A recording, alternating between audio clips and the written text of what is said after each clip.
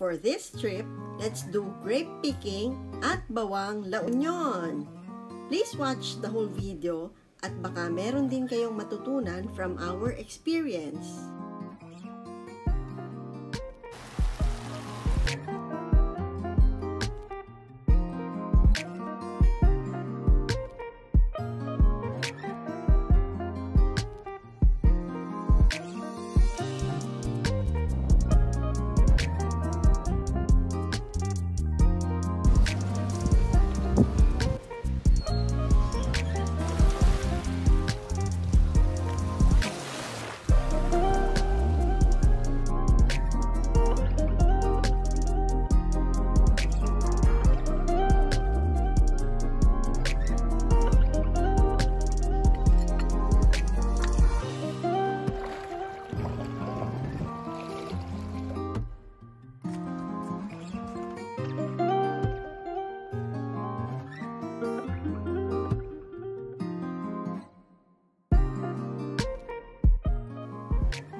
Bawang, La Union is tagged as the fruit basket of the North.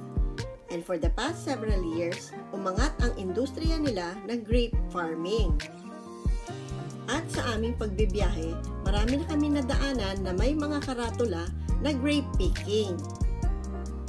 To date, they have about 61 grape growers within the municipality of Bawang. For our La Union trip, we made sure that grape picking is included in our itinerary. And we chose to visit Lomboy Grape Farm dahil sila ang pioneer sa grape farming. Nag-waste kami to Lomboy Farms at itong Uvas Cafe ang lumabas that I researched in advance na owned also by Lomboy family. All along, we thought na dito na ang kanilang grape farm. But it turned out na registration lang pala dito at meron daw guides na susundo sa amin para ihatid kami sa grape farm. We paid 25 pesos each entrance fee. And since nandito na rin lang kami sa kanilang Uvas Cafe, we decided to look around while waiting for the guides. Meron din pala silang grape farm sa likod pero hindi pa raw ready for picking.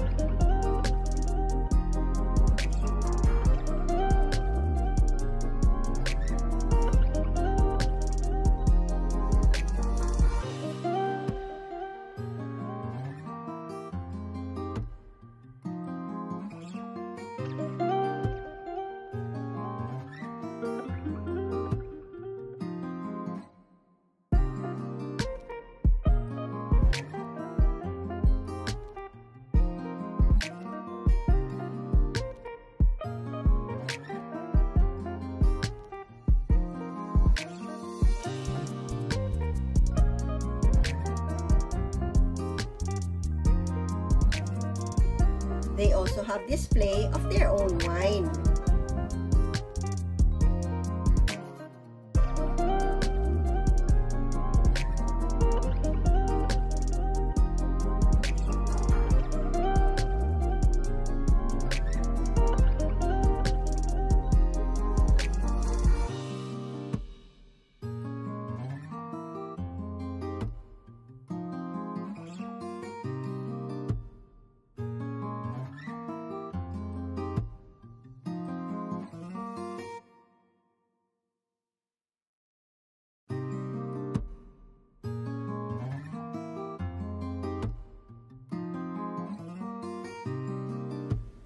Sumilip din ako sa kanilang grape farm sa likod.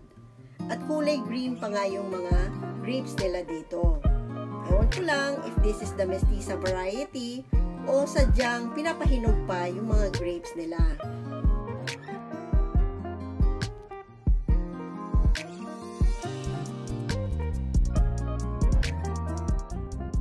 Susundan daw yung nakamotor para sa mismong farm pupunta. Sa may bandang looban kami, pinasunod ng guides. And much to my surprise, sabi ko, bakit parang hindi po Lomboy Grape Farm itong pinagdalhan nyo sa amin? Inamin ng guides na hindi nga daw yon ang Lomboy Grape Farm dahil tinutulungan ng Lomboy family ang other grape growers as their social responsibility to the community. Idinagdag pa ng guide na naubos daw kasi the day before ang grapes sa Lomboy Farm kaya dun kami dinala sa smaller farm. Na sa totoo lang, hindi naman ako naniwala na naubusan nga doon. So, dahil andun na nga kami, kahit may disappointment on my part, enjoy na lang namin yung smaller grape farm.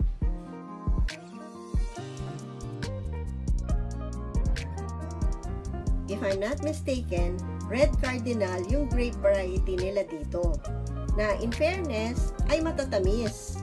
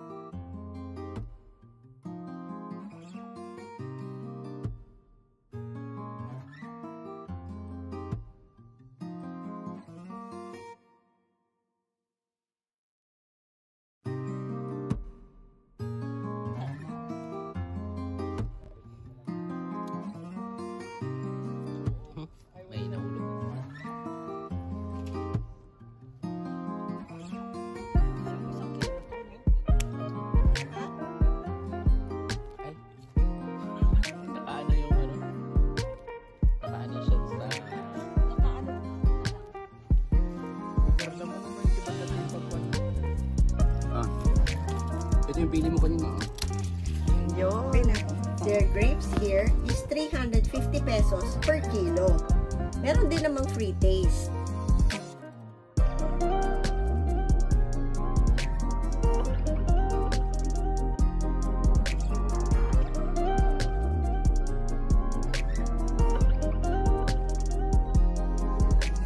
By the way, Danny Ancheta Grape Farm pala yung pinagdalhan sa amin. And I think this is just one of their grape farms at meron pa silang ibang grape farms.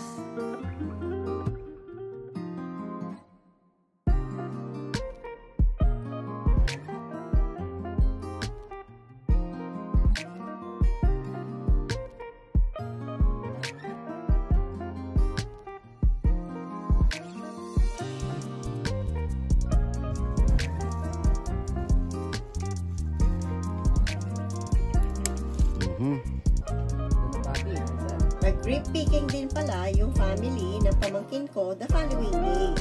And they just researched via Facebook kung saang farm daw sila pupunta directly without the guides. Their grapes naman was at 300 pesos per kilo. And malawak daw yung farm na napuntahan nila.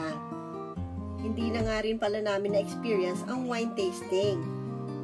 At dahil hindi ako mapakali at feeling ko na scam kami, I message Lomboy Farms Facebook page for transparency. Next time na babalik kami sa Bawang, mag-grape picking pa din ako. And alam na namin how the system goes. And let's put in mind that everything happens for a reason.